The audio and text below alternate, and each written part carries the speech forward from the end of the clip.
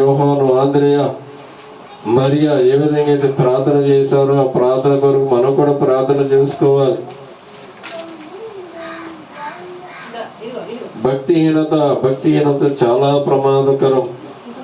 ప్రతి ఒక్క విశ్వాసి తెలుసుకోవాల్సిన అతి ప్రాముఖ్యమైన విషయం ఏంటంటే భక్తిహీనతను విడిచిపెడదాం, ఇహలోక దురాశను విడిచిపెడదాం. విడిచిపెట్టిన తర్వాత ఎలా ఉండమంటున్నాడు చూడండి. తీతుకు రాసిన పత్రిక 2వ అధ్యాయము 13వ వచనం, అనగా మహాదేవుడును మన రక్షకుడునైన యేసుక్రీస్తు మహిమ యొక్క ప్రత్యక్షత కొరకు ఎదురు చూచుచు ఈ లోకములో స్వస్థత బుద్ధితోనూ నీతితోనూ భక్తితోనూ బ్రతుకుచుండవలని మనకు బోధించుచున్నది. ఎలా ఉండాలంట ఈ లోకములో? ఈ లోకంలో ఎలా ఉండాలి మనం? స్వస్థ బుద్ధి, మంచి బుద్ధి ఉండాలి, నీతి ఉండాలి, భక్తి ఉండాలి. భక్తితో ఎలా ఉండాలంట? భక్తి కలిగి బ్రతకాలి. స్వస్థ బుద్ధి ఉందా మనందరికీ? దేవుడు కలిగిన బుద్ధి ఏమైనా ఉందా మనకి? దేవుడు చెప్పిన బుద్ధి, దేవుడు కలిగిన బుద్ధి అండి. స్వస్థ బుద్ధి, మంచి బుద్ధి ఎవరికి లేదు, యోగ్యమైన బుద్ధి ఎవరికి లేదు. మన బుద్ధి ఎంతసేపు ఈ లోక సంబంధమైన బుద్ధి ఉంటుంది. బుద్ధిహీనుడు బుద్ధిమంతుడు ఏమండి? బుద్ధిహీనంగా ఉండకూడదు. కొంతమంది పనులు చేస్తే అంతే బుద్ధిహీనంగా చేస్తున్నాడు ఈ పనులు అంటారు. ఇంకోడు చాలా బుద్ధిమంతుడు, ఇప్పుడు చాలా మంచి పనులు చేస్తున్నాడు. మరి ఇక్కడ కూడా యువలోక సంబంధమైన బుద్ధి కాదండి, పర సంబంధమైన బుద్ధి కావాలి మనకి. స్వస్థ బుద్ధి, మంచి బుద్ధి ఏమండి. నీతి అంటే ఏంటి? యువలోక సంబంధమైన నీతి అది కాదండి. నీతి అంటే దేవుని యందు భయభక్తులు కలిగి ఉండటమే నీతి. చాలా మంది బోధకులు చెబుతారు నీతి అంటే ఎవరిని ఏం అన్యాయం చేయకుండా అండి, అందరినీ అన్యాయం లేకుండా ప్రేమించడం, అది నీతిగా చెబుతూ ఉంటారు చాలా మంది. అది కాదండి. నీతి అంటే దేవుని యందు భయభక్తులు కలిగి ఉండడమే నీతి. నీతిమంతుడు అంటే దేవుని యందు భయభక్తులు కలిగిన వాడని అర్థం. నీతితోనూ భక్తి, మెయిన్ ఇంపార్టెంట్ భక్తి. దేవుడు అంటే విధేయత చూపించాలి. దేవుడు అంటే ఎంతో జాగ్రత్త కలిగి ఉండాలి. కొంతమంది దేవుని సన్నిధికి రావాలంటే వెళ్దాం, ఏమైంది, ఒక గంట లేట్ అయితే ఏమైంది, ఒక 5 నిమిషాలు లేట్ అయితే ఏమైంది, పాటలు పాడతారు, ఎగారు కూర్చున్నాం, వెళ్ళి తాతీకి వెళ్ళి కూర్చున్నద్దాం, ఏమైంది?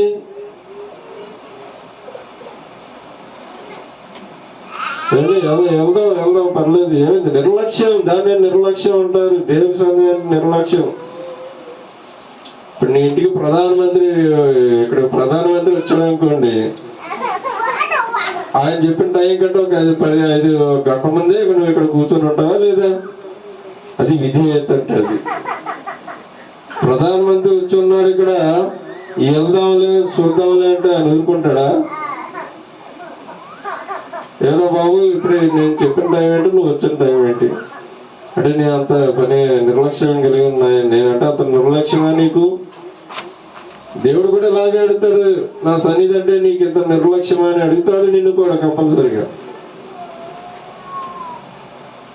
చాలా మంది ఈనాడు క్రైస్తవ సమాజానికి దేవుడు అంటే నిర్లక్ష్యం అండి. దేవుడు అంటే ఏదో ఆట బొమ్మలా, ఏదో పనికిరాని వ్యక్తిని చూసినట్టు చూస్తారు. దేవుడు అంటే నిర్లక్ష్యం. దేవుని యొక్క అది ప్రత్యక్షత కావాలంటాడు. ఇక్కడ పైన రాయబడింది చూడండి. ప్రత్యక్షత అంటే ఏసైని చూడటం, ఏసై స్వభావాన్ని చూడటం ప్రత్యక్షత అంటారు. ఇక్కడ పైన రాయబడింది. మహాదేవుడు 13లో, అనగా మహాదేవుడును మన రక్షకుడునైన యేసుక్రీస్తు మహిమ యొక్క ప్రత్యక్షత కొరకు ఎదురు చూచుచు. ప్రత్యక్షత కొరకు ఎప్పుడైనా ఎవరైనా ప్రార్థన చేశారా? యేసయ్యా నాకు కనబడు, నీ శక్తిని నాకు చూపించు, నీ పరలోక మహిమను నాకు చూపించు అని ప్రత్యక్షత కొరకు ఎవరైనా ప్రార్థన చేశారండి? ప్రార్థన చేయాలి. ప్రత్యక్షత కొరకు ఎదురు చూడమంటున్నాడు. ఎప్పుడు ప్రత్యక్షత కలుగుతుంది, ఎప్పుడు దేవుడు నాకు కనబడతాడు, ఎప్పుడు ఆయన సన్నిధి నాకు చూపిస్తాడు, ఎప్పుడు ఆయన మహిమ నాకు చూపిస్తాడు, ఎదురు చూడాలి. దాన్ని ప్రత్యక్షత అంటారు. యేసయ్య గురించి నీకు ఎవరు చెప్పారు? మా పాస్టర్ గారు చెప్పారు అంటారు చాలా మంది విశ్వాసులు. అది కాదు, నీ స్వతహాగా నీ ప్రత్యక్షత నీకు లేదా? యేసయ్య అంటే ఎవరు, ఎలా ఉంటాడు, ఆయన చేసిన పని ఏంటి, స్వతహాగా నీకు తెలుసుకోవాలి. నీ సొంత ప్రత్యక్షత అనేది ఉండాలి. ఆ ప్రత్యక్షత కలిగి ఉంటేనే నువ్వు జీవిత కాలం షడ్రకు మేషక అబేద్నెగోలాగా ఉంటావు. నువ్వు ప్రత్యక్షత వస్తే, ఆయన రుచిని చూస్తే జీవితాంతం ఆయన ఎందుకు భయభక్తులు కలిగి ఉంటావు. నువ్వు చాలా మంది మధ్యలోనే దేవుని విడిచిపెడుతూ ఉంటారు. దానికి కారణం ఏంటంటే ప్రత్యక్షత లేకపోవటం. యేసయ్య గురించినటువంటి ప్రత్యక్షత లేకపోవడం వల్ల ఇదంతా ప్రమాదం అన్నమాట. యేసయ్యనే విడిచిపెడితే ఇంకా నీకేముంది, అగ్నిగుండమే తప్పితే ఇంకేం ఉండదు. చాలా మంది యేసయ్యని విడిచి వేరే మతం వెళ్తారు. అంటే అలా విమర్శించడం కాదు, కానీ వెళ్ళటం ఏ ప్రయోజనం ఏం లేదు. అక్కడ ఉన్నంత నీ అగ్నిగుణమే. యేసయ్య తప్పితే ఇంక వేరే మార్గం లేదండి. యేసయ్యలో వచ్చిన తర్వాత యేసయ్యలోనే ఉండాలి. ఆయన నుంచి బయటికి తర్వాత నీకేమదు, నాశనమే నాశనమే నాశనమే ఉంటుంది. నీకు నిత్య అగ్నిగుండమే. యేసయ్యని విడిచిపెడితే నీకు నిత్య అగ్ని. చూద్దామండి, దేవుడు నడిపిస్తాడు. చాలా బాగా ఉండి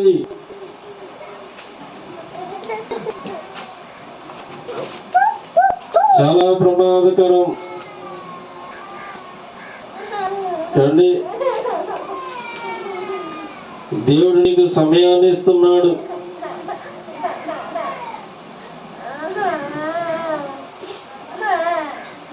దేవుడు నీకు సమయం ఇస్తున్నాడండి.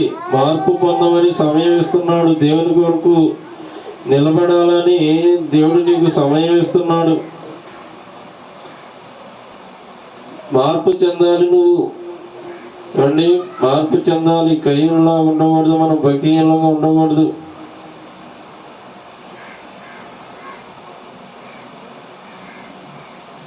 హల్లెలూయా.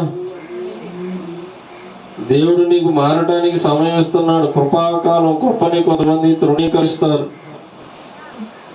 కొంతమంది కృపను తృణీకరిస్తారు.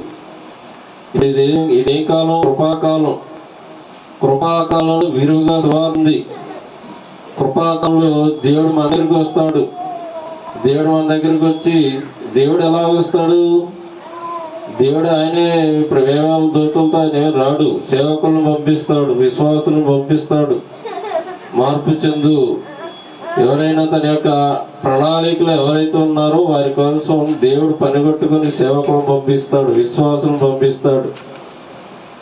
నా బిడ్డ నువ్వు నా దగ్గరికి రావాలని చెప్పి విశ్వాసులను పంపిస్తాడు, సేవకులను పంపిస్తాడు, సత్య సేవకులను నీ దగ్గరికి పంపిస్తాడు. కృపాకాలం ఇది. ఈ కృపని తృణీకరించకూడదండి. ఈ కృపని తృణీకరించకూడదు.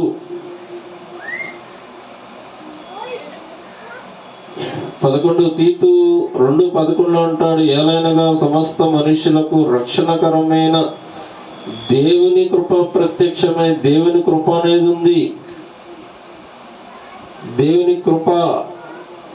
కృప అంటే దేవుడిని పైన చూపించే ఒక జాలి. అమ్మో నువ్వు రక్షణ పొందుకోవాలి, నువ్వు పరలోకం రావాలి, నీవు నిత్య అగ్నిగుండంలోకి వెళ్ళకూడదు అని ఒక కృప చూపించాడు నీ మీద. కృప చూపించాడు కాబట్టి మనం రక్షణ పొందుకున్నాం. ఆయన సన్నిధిలో అలా కూర్చొని ఉన్నాం, నిత్యం అలాగే నడుస్తూ ఉన్నాం. దాన్ని పోగొట్టకూడదు. నువ్వు దేవుని కృపను పోగొట్టుకోకూడదు. దేవుడు నిన్ను రక్షించాడు, భక్తిలోకి నడిపించాడు, దేవుని సన్నిధిలోకి నడిపించాడు. నడిపించిన తర్వాత ఆ కృపను నువ్వు నిర్లక్ష్యం చేయకూడదు. దేవుడు నీకు ఎంతో విలువైన కృపను ఇచ్చాడు. ఆ కృపను నువ్వు పోగొట్టుకోకూడదు. అంటే ఆ కృపను నువ్వు పోగొట్టుకుంటే నిత్యాగ్నిగుండమే, ఇక తర్వాత ఏమి ఉండదు. ఇంకా కృపాకాలంలో దేవుడే మన దగ్గర అనేక మంది సేవకులను పంపిస్తాడు. ఇతను రక్షణ పొందుకోవాలమ్మా, నువ్వు దేవుళ్ళు ఉండాలి. దేవుడే పంపిస్తాడు. ఇక్కడ నేను వచ్చానంటే దేవుడే నన్ను పంపించాడు ఇక్కడికి. సత్య సువార్తను, సత్య బోధను తీసుకొని వెళ్ళు బాబు అని ఇక్కడ కొయ్యలగూడెం పంపించాడు. అనేక మంది సత్యంలోకి రావాలని. కానీ సత్యంలోకి రావాలి ప్రతి ఒక్కరు. సత్యం అనేది ఒకటి ఉంది, అసత్యం అనేది ఒకటి ఉంది. సత్య దేవుడు అనేవాడు ఒకడు ఉన్నాడు, అసత్య దేవుడు అనేవాడు ఒకడు ఉన్నాడు. కాబట్టి సత్యాన్ని ప్రేమించాలి.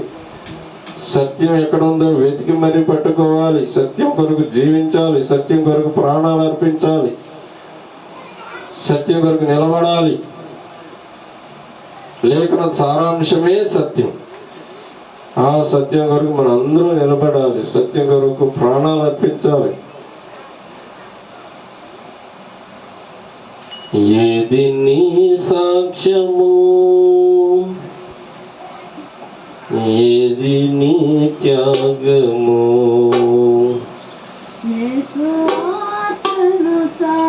యేసువార్తను చాటింతను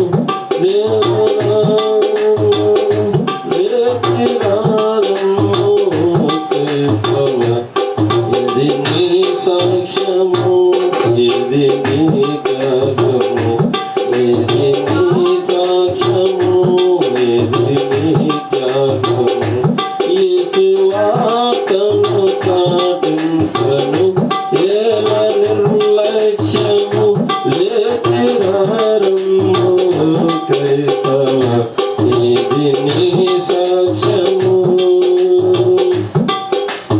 అపోస్తలులు శిష్యులు అపనిందలు హింసలు,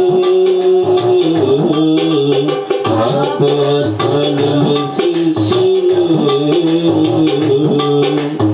అపనిందలు హింసలు అన్నిటిని భరించిరి, అన్నిటిని భరించిరి, ఆత్మలను రక్షించిరి. ఏది నీ సాక్ష్యము, ఏది నీ త్యాగము, యేసువార్తను చాటింతను ఏల నిర్లక్ష్యము లేఖినారము క్రైస్తవ, ఏది నీ సాక్ష్యము. అగ్నికి ఆహుతి అయి వసువులనర్పించిరి, అగ్నికి ఆహుతి అయి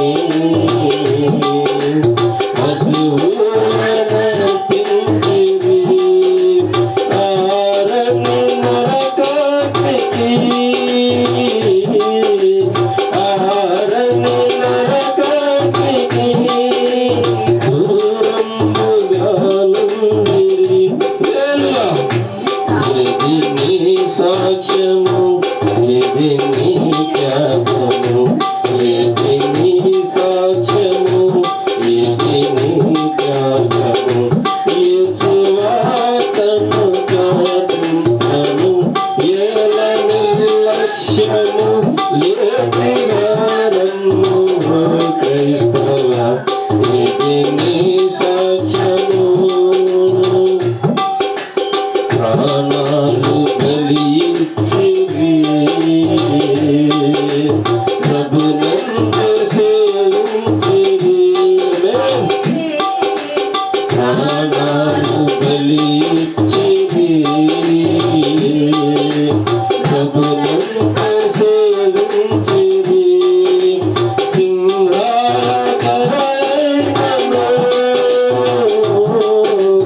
సింహాకరైనను చింతలు ఎదుర్కొండిరి. ఏది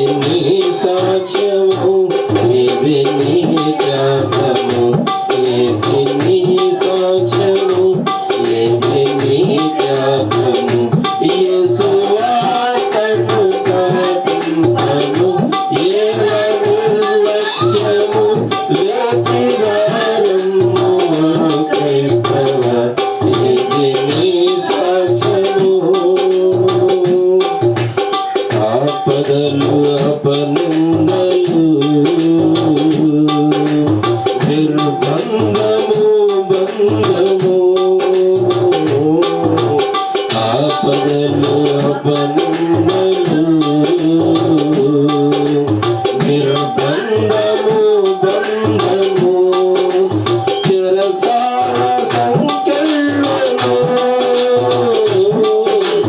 చెరసాల సంకెళ్ళను ఇంకేమి లేదు ఏది నీ సాక్ష్యము ఏది నీ త్యాగము ఏది నీ సాక్ష్యము ఏది నీ త్యాగము యేసువార్తను ప్రకటింపను ఏల నిర్లక్ష్యము లేకురనను క్రైస్తవ ఏది నీ సాక్ష్యము.